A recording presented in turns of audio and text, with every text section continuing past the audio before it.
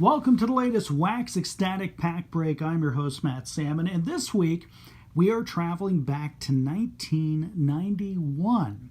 Yeah, I know in some podcasts I've said 1993. That was a brain fart on my part. But we're actually going back to 1991, and we're going back to the minor leagues. Now, we've done a show before about minor league baseball cards, just kind of encompassing the entire minor league baseball card field. And we'll dive into a little bit of that overall history, but I think 1991 is a great year because not only did you have some up-and-coming stars, in fact, some future Hall of Famers that would appear in the 1991 minor league sets, but this was also a tipping point in minor league baseball cards, which started in the mid-1970s, kind of as a fun hobby collectible. But by the early 1990s, you had the big companies buying into these minor league players, really diving deep into trying to guess who the next big superstar was, the pre-rookie cards, if you call them that. And it kind of took the fun out of minor league baseball cards. And we'll discuss that more in our upcoming podcast that will be coming your way on this Friday, October the 9th. But let's have a little fun with the minor league cards. A recent eBay purchase, I got 3 packs of these 1991 Classic Best minor league cards, and as you can see, officially licensed by Major League Baseball, and as we'll also discuss in this podcast, the deterioration of the relationship between Major League Baseball and minor league baseball. It was obviously in a much better spot in 1991. But as you could see, this was an attempt by Classic Best to take what was once just kind of a sideshow creation, the minor league baseball cards that were started by the TCMA guys back in the mid-70s, and to give it a nice polished major league look. And it's spelled out here right on the wrapper, the minors in a major league way. And really, is there a better 1991 MTV Saved by the Bell design than this? Now, in order to get people to buy into minor league cards, you also had this special feature here, 2,000 Mike Schmidt autographed cards randomly inserted. And these were in the Series 1 or the low series. There was a high series, a very small number of high series cards. But the low series feature the Mike Schmidt cards. So you have the autographed cards, but you also have some unautographed cards that feature Schmitty, some of his minor league photographs from the early 1970s. So it's a very unique way of trying to hook people in that may not have really cared about minor league cards. Mike Schmidt, 1991, just a couple of years removed from his major league career, just a few years away from his Hall of Fame induction. That is quite the hook there, and certainly playing along some of the other Hall of Fame worthy or Hall of Fame, official Hall of Fame athletes who were autographing cards, especially in Upper Deck, with Ted Williams and Reggie Jackson and Nolan Ryan and you name it. So let's get right to it. Let's open up these Classic Best cards here. If I can, the plastic wrapping is a little bit of a pain.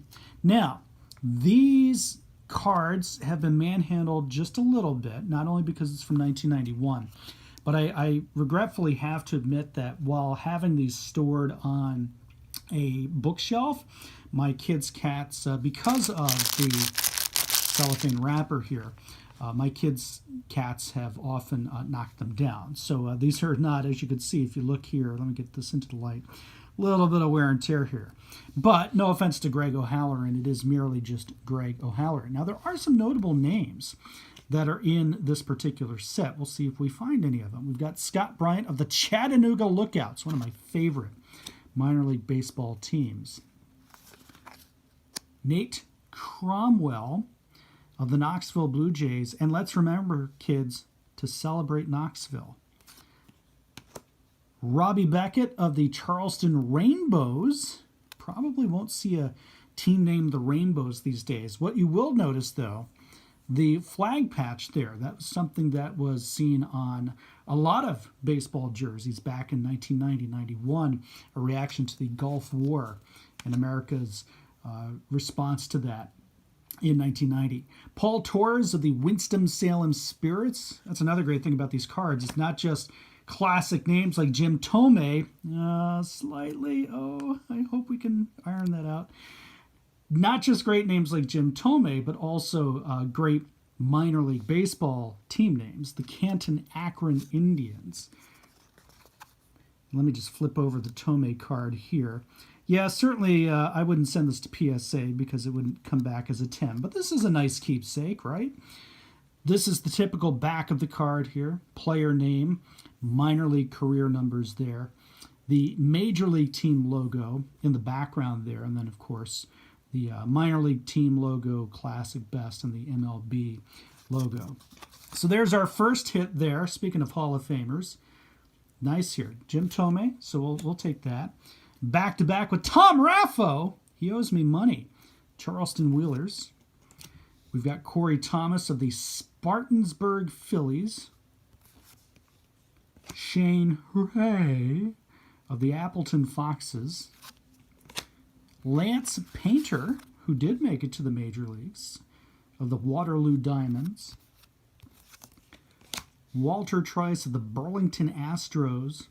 And this is another great thing about the minor leagues, the hand-me-down jerseys. Granted, the Houston Astros were still using these jerseys in 1991, but clearly these are the ones that got passed down once the major league team had their call.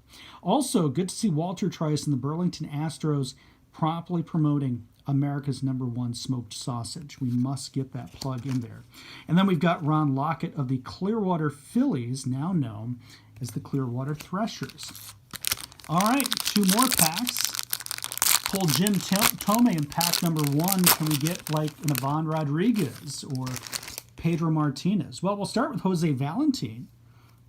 Pretty productive major league career here. Seen here with the Wichita Wranglers. Garrett Jenkins of the Winter Haven Red Sox. Upside down, here we go. Jose Hernandez of the Tulsa Drillers. John Mazzarelli of the Osceola Astros. Brian Champion. He is a champion. Looks like he's flying out there with the Greenville Braves. Damon Buford, who would make it to the bigs, seen here with the Frederick Keys, longtime minor league club of the Baltimore Orioles. Vince Castaldo of the Stockton Ports. As you can see, a Milwaukee Brewers team at that time. This would be a great name. I may just have to do the history of Gary Caraballo, just because I can only dream of Harry Carey calling Gary Caraballo to the plate. Of course, Harry Carey's birth name, Harry Carabina. There you go, Wilson Alvarez with the Birmingham Barons. Now, in 1991, this would have been a huge hit card here, because Wilson Alvarez had a couple of years of brilliance in the big leagues. Look at that! He's standing on his head, but we'll take it. Yeah, even though there is a little wear and tear there. Oh, these poor things. Pedro Martinez. Look at that. Skinny, innocent, then property of the Los Angeles Dodgers with their AA team, the San Antonio Missions. Love it. My brother from another mother, Tim Sammon here, seen with the Midland Angels. Of course, he would go on to a pretty productive major league career. And Zach Schnall of the San Antonio Missions. All right, last but not least, hopefully these are in a little better shape. Well, actually, I do see a name that I recognize here. No, not Greg Kobza, although he looks ready for action with the Sarasota White Sox. Now, here is one of those Mike Schmidt cards. Now, it is not, unfortunately, autographed, but a pretty neat picture here of Schmitty with the Reading Phillies. So let's go ahead and flip this one over here. Card number 1 of the set, showing Schmitty in his first pro season. He was with Reading in 1971. And as you can see, a little bit of information here regarding his major league career. So again, a very nice hook to get people to buy the minor league cards. You may not know who Johnny Ruffin or John Kelly were, but there's a good chance you knew who Mike Schmidt was, and you get to see him sans mustache as he's starting his pro career with the Reading Phillies. There is Johnny Ruffin of the Sarasota White Sox. There is John Kelly of the Savannah Cardinals. There is Greg Hunter, damn glad to be there with the San Bernardino Spirit. There is no spirit like Greg Hunter's spirit in that card. Mike Agliarusso of the Dunedin Blue Jays. Terry Burrows of the Gastonia Rangers. We've got Kiki Jones of the Vero Beach Dodgers. He did make it to the major leagues, albeit briefly. Eric Booker of the Modesto A's. We've got standing on his head John Byington of the El Paso Diablos. Dan Misteller of the Orlando Sunrays. Orlando had a very long history with the Minnesota Twins. Were they still Twins? Yes, they were. And then this is interesting. This is the one that I saw at the back of the pack that I said, oh, I know this guy. Sterling Hitchcock. Seen here with the Prince William Cannons, then a member of the Yankees farm system. Hitchcock would make his major league debut in 1992. I remember he plunked George Brett in his first game. That took some cojones. But Sterling Hitchcock, while he did have a pretty decent major league career, was also for the longest time the pride and joy of Armwood High School in Seffner, Florida. That was my alma mater. And before Armwood High School became a football powerhouse in the late 90s and early 2000s, this was the big star, Sterling Hitchcock, who was class of, I want to say, 89. Let's see, born in 71. Yeah, he would have been class of 89. But pretty neat there to finish that off. So a pretty fun conversation we'll have here with these classic best cards. Some interesting names, not just team names, but also some Hall of Famers. Yeah, they're not in great condition, sadly. Wilson Alvarez is not a Hall of Famer, but for some reason I separated him. The Pedro card I wish was a 10, but it's not. That's all right. Tim Salmon, also not a Hall of Famer, but maybe distant relations to be. And then, of course, you've got the already established Hall of Famer, 1991 there, Schmitty, seen here with the Reading Phillies. So we'll talk about how there was still some fun in the minor league cards, but we were reaching a tipping point in 1991 where the fun family minor league feel of cards got kind of sucked into the major league hobby. And by the mid-1990s, much like pretty much everything else in the hobby, all the fun had gone out the window.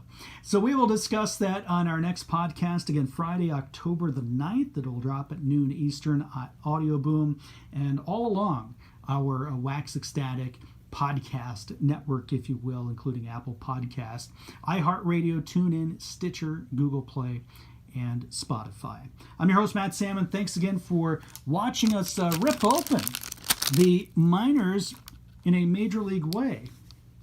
That would be the 1991 Classic Best Minor League Baseball cards.